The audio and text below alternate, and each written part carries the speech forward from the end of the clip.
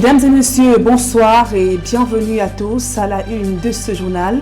Le désarroi et la colère des déguerpis à Douala au lendemain d'une vaste opération de déguerpissement au quartier d'Ikolo à Bali. Des centaines de familles dorment à la belle étoile à la merci des intempéries. Un litige foncier les oppose à des investisseurs. À suivre dans ce journal le quotidien difficile de ces déguerpis. Hors de nos frontières au Tchad, les manifestations contre la présence française dans le pays ont dégénéré. Des manifestants ont saccagé les stations-service et brûlé le drapeau français. Ils reprochent à Paris de soutenir la junte au pouvoir. Et Bamako claque la porte au G5 Sahel et se tourne vers la Russie. La junte dénonce une instrumentalisation de cette institution régionale. Voilà pour le sommaire.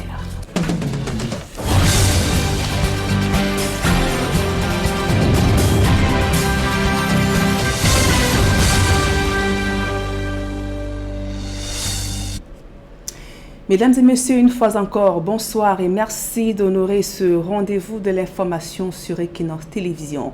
Ils dorment désormais à la belle étoile. Ce sont les habitants du quartier d'Ikolo à Bali, expulsés de force ce week-end. Une opération coup de poing menée pour laisser place à la construction d'un complexe hôtelier. Et que deviennent donc ces populations après la destruction de leur maison? Élément de réponse dans ce reportage de Steve Boulet et Urichingo Nomala. À la place, un vaste champ de cravares, les décombres de ce qui furent le quartier d'Ikolo Bali, dans le premier arrondissement de Douala. Il ne reste plus que des ruines après le passage des bulldozers qui ont terrassé des centaines de maisons, laissant les familles dans les mois de tristesse. Biyik vivait ici depuis des décennies. Aujourd'hui, il dort à la belle étoile. Il n'a toujours pas reçu son indemnisation. J'aurais suivi quand même que le promoteur est en train de donner les frais de loyer pour 1 an et les frais de logistique de transport, mais la moitié. Donc ce matin déjà, le délégué du MINPAT m'a fait comprendre que ça ne passe plus. D'où j'ai installé ma tente là pour continuer à manifester la désolation. Pour sauver leurs meubles, les autres victimes sollicitent le soutien de leurs amis. On a essayé de parler avec nos amis, on a essayé de trouver des endroits là où on va déposer un truc. On va tout quand même pas encombrer les gens qui ne nous attendaient pas. On va mettre un matelas là-bas, on met un lit là-bas, on met une télé là-bas, on essaie de dispatcher. Ce déguerpissement forcé est une opération coup de poing lancée par les autorités administratives de la ville pour laisser place à la construction de l'hôtel 5 étoiles dont le promoteur est un avocat canadien d'origine camerounaise. Cependant, le décret d'expropriation signé par le président de la République en 2019 a toujours été contesté par les autochtones meurtris. Dans la liste d'indemnisation, la rubrique des titres fonciers, il n'y a aucun titre foncier des autochtones qui sont là. À 80%, cette parcelle de 2 hectares est immatriculée, où se trouvent les plus vieux titres fonciers de ce pays. Les titres fonciers, les voici, le 924, le 925 et le 926, sauf que sur l'arrêté d'indemnisation signé par le ministre des Domaines, du Cadastre et des Affaires foncières, c'est un titre foncier localisé dans un autre quartier de la ville, incorporé sur le site, qui bénéficie d'une indemnisation. Le décret d'indemnisation, c'est le numéro 750. Plus simplement, lorsque vous allez au MINCAF, là, la délégation départementale, vous interrogez, je vais vous montrer la copie du réel titre foncier 750 qui se retrouve à Deido d'une superficie de 200 mètres carrés. Le MINCAF, c'est une maison qui est pourrie complètement. Je dis bien c'est une maison qui est pourrie. Voilà. Un décret présidentiel, un arrêté ministériel, des documents administratifs qui se confrontent, suscitant un doute dans ce litige foncier. Autre curiosité, certaines habitations ont été épargnées par les casses. Le site est désormais bondi de ferrailleurs qui effacent toutes les traces de l'existence du village d'Ikolo Bali, déjà spolié par le passage de la route et des rails il y a plusieurs années. Et toujours à Douala, un litige foncier oppose les populations à une particulière au quartier Ngoma Douala 3e. Ces dernières se réclament propriétaires de près de 400 hectares de terre. Au cœur de ce litige, les populations dénoncent une mafia à ciel ouvert, brandissant également des titres fonciers contraires. Le reportage de Warren Zede et Cédric Ding. Les mains levées, pancarte à la main en guise de protestation. Nous sommes au quartier PK19 au lieu d'Ingoma, dans le 3e arrondissement. Les habitants ici s'insurgent contre ce qu'ils nomment une tentative d'accaparement illégal de leurs terres par un particulier. Bon, ce qui nous amène à faire ce sitting, c'est parce que cette madame veuve Njor, elle veut récupérer notre site, tout notre site. Madame Njor, elle a les problèmes, on a les problèmes à PK17, elle se retrouve à PK19, PK18, elle se retrouve même au lieu dit Lonkam, ce qui n'est pas normal. On a saisi les autorités compétentes jusqu'à ce jour, on est partout. Tout le temps, il faut qu'on vienne nous menacer, on descend sur le terrain avec des hommes en tenue, armés. On sort toute une armée pour une population qui revendique ce qu'il est de droit. Cette dernière, selon les populations, brandit un titre foncier qui ne serait valable que pour la localité de Lok-Bessou. Pourtant, dans une interview, l'autorité traditionnelle définit clairement les démarcations des différents territoires. Puisque Lok-Bessou s'étendait de PK13 à PK43, limitrophe avec Lonkam, avec Bonepopa. Et de ce côté, on a limitrophe avec le Pomme par un cours d'eau. On a limitrophe avec Bédi et Malangin, limitrophe avec Koto sur un cours d'eau s'appelle. Lundi également et Nohem 2 plus Ngoma. Une démarcation entérinée par le sous-préfet de l'époque. Au total, ce sont plus de 400 hectares que couvrirait le titre foncier brandi par cette dernière. Pour avoir une petite idée de cette superficie, il faut prendre de l'altitude. Pourtant, un élément pose problème dans cette affaire, notamment l'enchevêtrement de 2 titres fonciers, le 26 420 et le 26 419.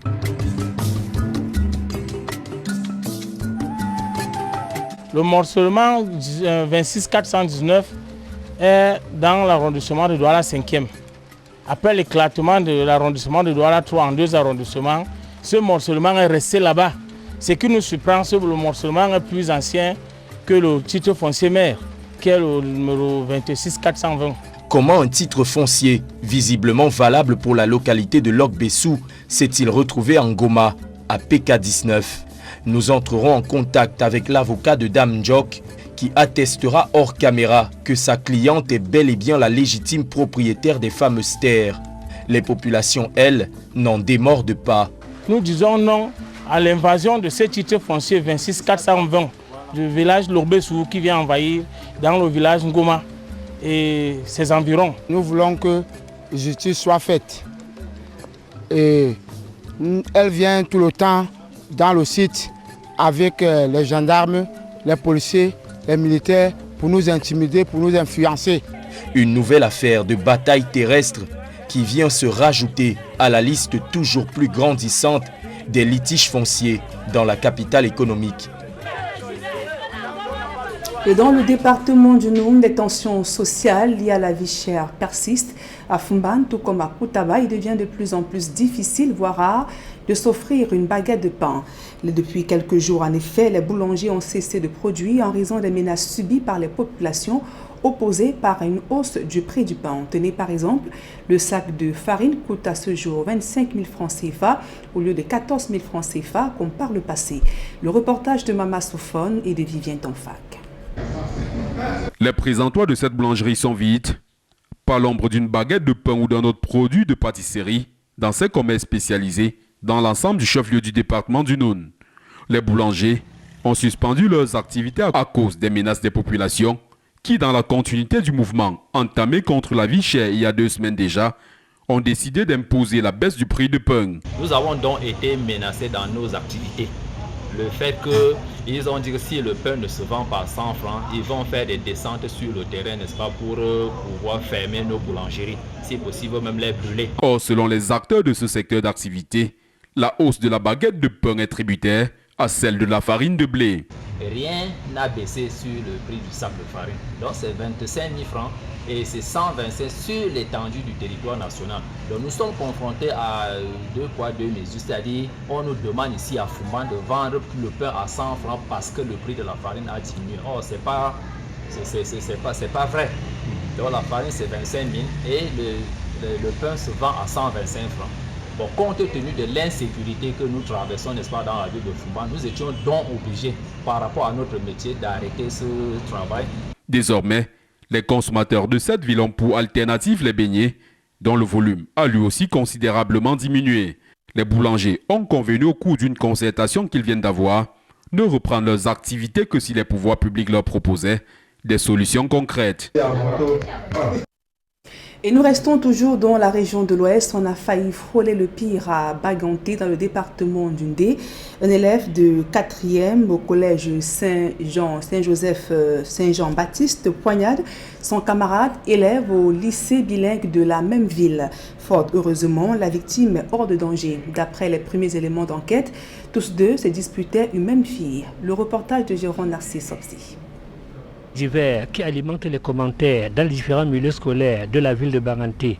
C'est l'agression du jeune Gola Malvis, élève en classe de 4e à espagnol au collège Saint-Jean-Baptiste de Baganté, poignardé le jeudi 12 mai 2022 par un autre élève de la classe de terminale, cette fois-ci du lycée bilingue de la même ville. En soins intensifs dans ce structure sanitaire de la ville de Baganté, ces jours ne sont heureusement plus comptés. Sur les motifs de son agression, l'on comprendra très vite que c'est une rocambolesque affaire sentimentale en milieu scolaire qui aurait mal tourné. Et lui, il passait avec une fille qu'on connaît au quartier. Et après maintenant, on lui demandait que comme il marchait la fille là, il a déjà mis la bague à la fille là. Et maintenant, c'est lui donner les mains, il nous a gardé un coup. Il n'a rien parlé, nous avons gardé en cul. Nous étions deux. Il m'a interpellé entre nous. Si on va qu'on peut arranger, le problème on arrange. Il a précisé que cet incident s'est plutôt produit jeudi dernier aux environs de 18h dans un quartier de la ville de Baganté.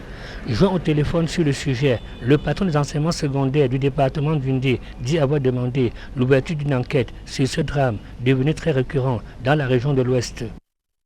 Dans ce contexte de violence et d'insécurité en milieu scolaire, la police mène la vie dure aux dealers et consommateurs de drogue et autres stupéfiants.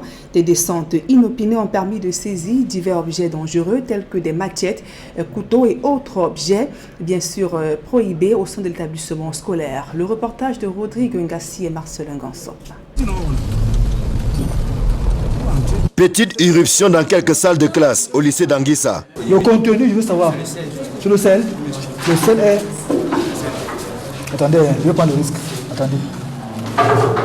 Les éléments de la compagnie de sécurisation des établissements scolaires et universitaires font des découvertes, pour le moins suspectes. C'est quoi là, mon secours? Kofi, c'est un gros. Elle déclare qu'elle prend ça pour ne pas dormir.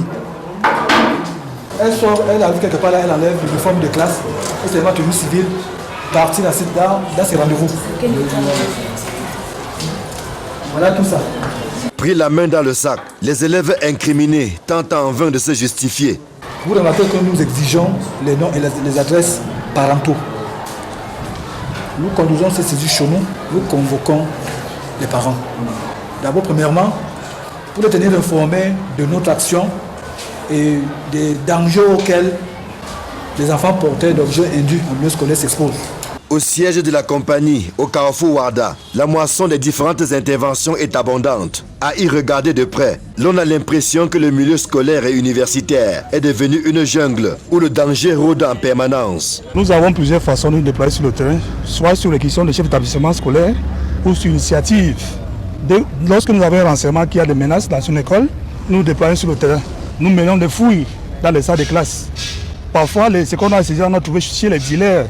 Quand on avait le renseignement qui était un dealer autour d'un établissement scolaire, nous le savons avec une équipe et nous saisissons ces drogues-là. Face à la montée en puissance de la violence, la compagnie que dirige le commissaire de police Mafani ne ménage aucun effort ni moyen pour mettre hors d'état de nuit les fauteurs de troubles et ramener les brebis égarées sur le bon chemin. Lorsque nous prenons l'air pour la première fois, nous n'envoyons pas devant à la justice. Nous cherchons à le récupérer. On a envoyé d'abord au centre de la vie, à l'hôpital central, pour un test d'addiction. Lorsque nous constatons le niveau de drogue dans son sang, le médecin traitant lui prescrit un traitement, que nous suivons que cet élève suit ce traitement. Et nous donnons aussi les conseils pour s'assurer qu'ils sortent de ces milieux de drogue. L'actualité de ces derniers mois est marquée par des agressions au couteau et autres armes blanches, dont les victimes se comptent aussi bien parmi les élèves que les enseignants. Et la situation serait encore plus grave si cette compagnie n'avait pas existé. À notre arrivée, on a trouvé que la violence était très accentuée. Les élèves bagarraient en groupe avec des retours. Nous avons saisi la compagnie qui nous a aidés efficacement en essayant d'infiltrer le milieu et de prendre beaucoup qui étaient soit des dealers, soit des vendeurs et des consommateurs actifs. La compagnie a aussi formé le personnel administratif pour la détection des élèves consommateurs ou dealers ou vendeurs. La lutte contre la violence et la consommation des stupéfiants en milieu scolaire et universitaire reste un défi majeur pour la police camerounaise. Elle y fait face, certes avec des difficultés, mais avec des résultats probants. On parle économie à présent, utilisation de la crypto-monnaie dans la zone CEMAC. Et bien sûr, la BEAC reste ferme. Cette monnaie virtuelle va à l'encontre de la loi qui régit l'Union monétaire de l'Afrique centrale. À l'occasion des sessions extraordinaires tenues en début mai, la COBAC a rappelé les différentes interdictions liées à l'utilisation des crypto-monnaies dans la sous-région Afrique centrale. Évocation dans ce reportage d'Achille Kamga. La commission bancaire de l'Afrique centrale campe sur sa position. Il n'est pas question d'utilisation des crypto-monnaies en zone CEMAC. Réunie en session extraordinaire début mai, la COBAC a en effet examiné les impacts des crypto-actifs sur la stabilité du système bancaire et financier de la communauté économique et monétaire de l'Afrique centrale. Et au sortir de cette session, le gendarme de la BEAC en matière monétaire dans la sous-région estime que pour garantir la stabilité financière et préserver les dépôts de la clientèle, il est important d'interdire, entre autres, la souscription ou la détention des crypto-monnaies de quelque nature que ce soit, pour compte propre ou pour compte de tiers. Aussi, la COBAC maintient-elle l'interdiction de l'échange ou la conversion, le règlement ou la couverture en devises ou en francs CFA des transactions relatives aux crypto-monnaies ou ayant un lien avec celles-ci. La Commission bancaire de l'Afrique centrale indique également que l'interdiction du Bitcoin ou de toute autre crypto-monnaie comme moyen d'évaluation des éléments d'actifs, de passifs ou de hors bilan des établissements assujettis reste valable. Ce rappel de la COBAC arrive dans un contexte marqué par l'adoption par le Parlement centrafricain d'une loi régissant la crypto-monnaie dans ce pays. Il s'agit, selon les experts des questions monétaires, de passer un message aux autres États de la CEMAC qui, par effet domino, se lanceraient dans cette monnaie virtuelle. La session extraordinaire de la COBAC arrive d'ailleurs au lendemain d'une lettre du gouverneur de la BEAC adressée au ministre centrafricain des Finances et du Budget. Dans cette correspondance, le gouverneur de la BEAC, Mahamat Abbas Toli, rappelle à M. Hervé Ndoba que la convention régissant l'Union monétaire de l'Afrique centrale dispose à son article 6 que l'unité monétaire légale des États membres de l'Union est le franc CFA. Dans ces conditions, conclut le gouverneur de la BEAC, la loi centrafricaine régissant la crypto-monnaie a un impact négatif substantiel sur cette règle fondamentale. Cette loi, martèle Mahamat Abbas Toli, donne à penser qu'elle a pour objectif principal d'instaurer une monnaie centrafricaine échappant au contrôle de la BEAC. Voilà qui ouvre la voie à un front entre les deux parties. C'est aussi ce que pense le groupement interpatronal du Cameroun, le GICAM, qui dit en effet que la loi centrafricaine semble ainsi en conflit avec la convention qui régit l'UMAC. En tout cas, si la BEAC a décidé de prendre un certain nombre de mesures visant à mettre en place un dispositif d'identification et de reporting des opérations en lien avec la crypto-monnaie, les États de la CEMAC devraient certainement freiner des quatre fers en attendant une certaine évolution et même révolution du côté de la BEAC. C'est un constat alarmant. Près d'un tiers de la population camerounaise est en insécurité alimentaire. Ces chiffres sont du ministère de l'Agriculture. Les régions du nord-ouest, du sud-ouest et de l'extrême nord sont frappées de plein fouet. Cette situation est due en grande partie par les crises sécuritaires et les changements climatiques. Le reportage de Joël Essenga et Ben Christy Moudio.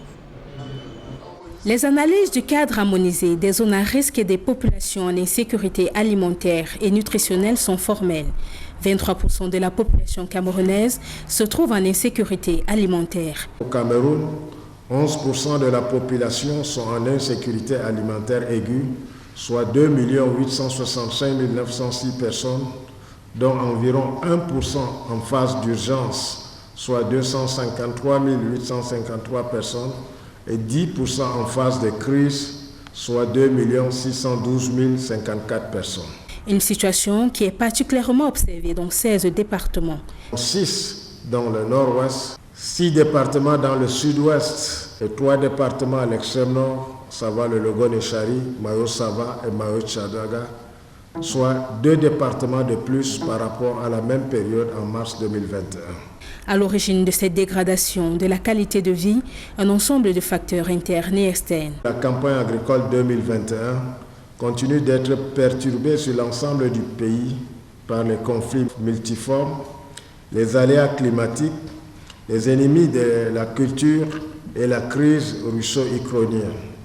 Toutes causes qui induisent des hausses des prix des denrées de base et des intrants agricoles.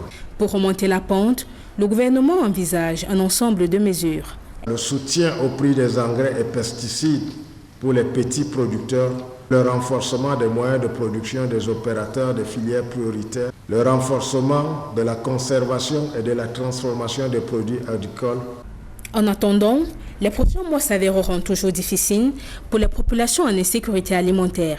Selon les projections du ministère de l'Agriculture et du Développement rural, 21% de Camerounais seront en phase de sous-pression, soit plus de 5 millions de personnes entre juin et août 2022. À présent, l'actualité hors de nos frontières, l'ambiance reste tendue au Tchad. Les manifestations contre l'ingérence française ont dégénéré dans le pays.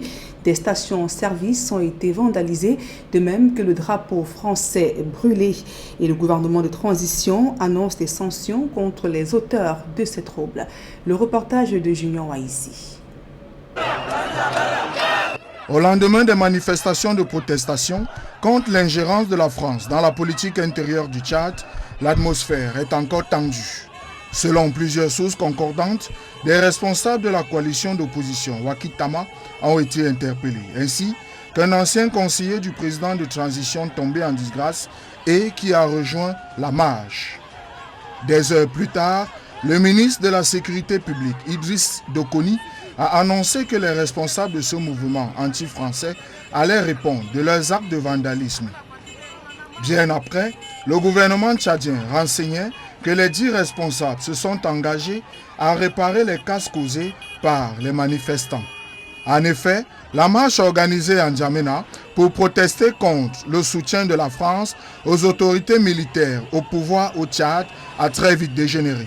Des jeunes lycéens ont attaqué des symboles de la France, notamment des stations-service qui ont été vandalisées. Dans les rues, ces jeunes sur des motos criaient et présentaient des pancartes. Des messages tels que « Non à la France » ou « France, dégage » frappaient à l'œil nu. Un message qui voudrait faire comprendre que les questions des rapports entre le Tchad et la France, c'est des questions que les gens ruminent depuis très longtemps. Et avec l'intelligence des dirigeants français, ils sauront déchiffrer ces signes de temps-là. Et comme je l'ai dit, nous nous posons des questions pertinentes et nous attendons simplement des réponses appropriées.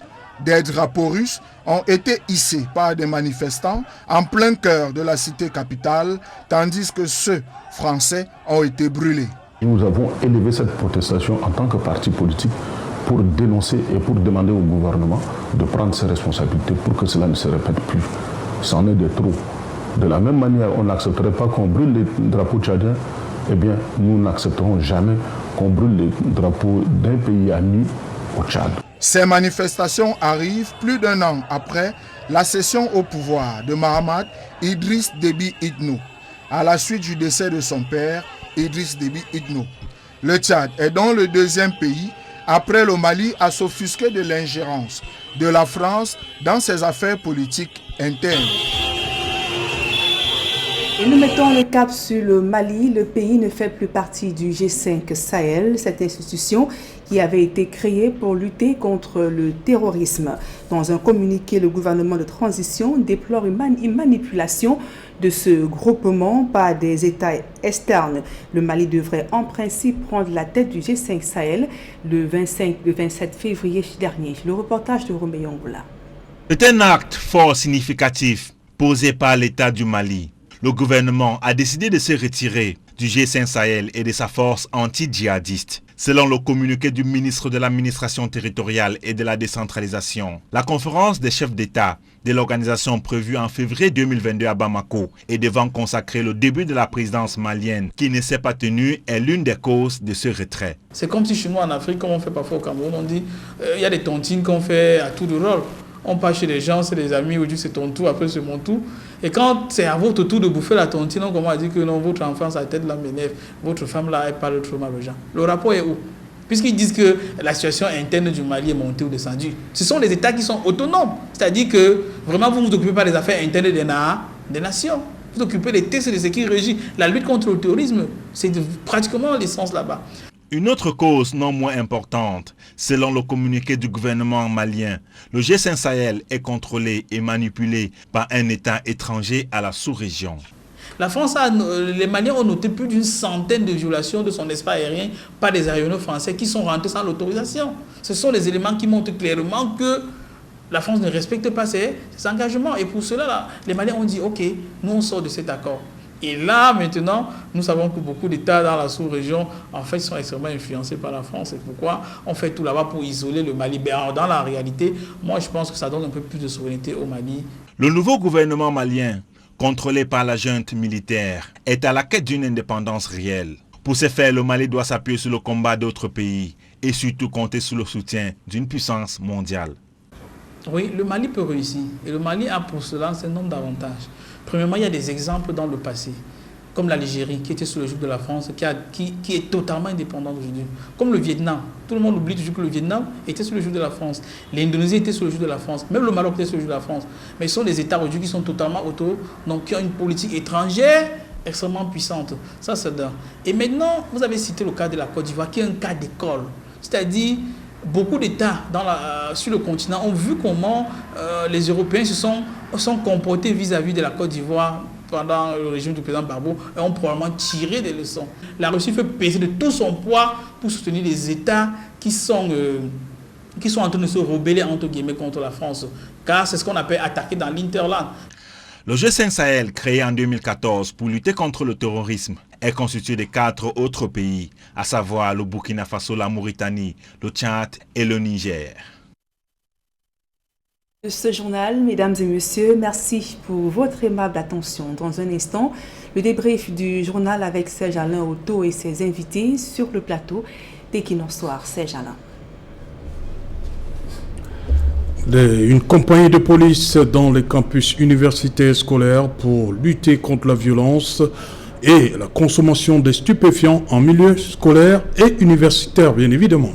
Justement, vous avez vu au travers des images de ce reportage de Marcelin Gansop qu'au cours d'une opération coup de poing, les éléments de la police ont saisi plusieurs objets dangereux dans les lycées, parmi lesquels le lycée d'Anguissa. On a pu voir des couteaux, des machettes et autres stupéfiants. On comprend bien que le mal est profond au sein des écoles au Cameroun. Des descentes inopinées comme celle-ci devraient donc permettre de faire reculer l'insécurité et la délinquance en milieu scolaire. Serge Alain.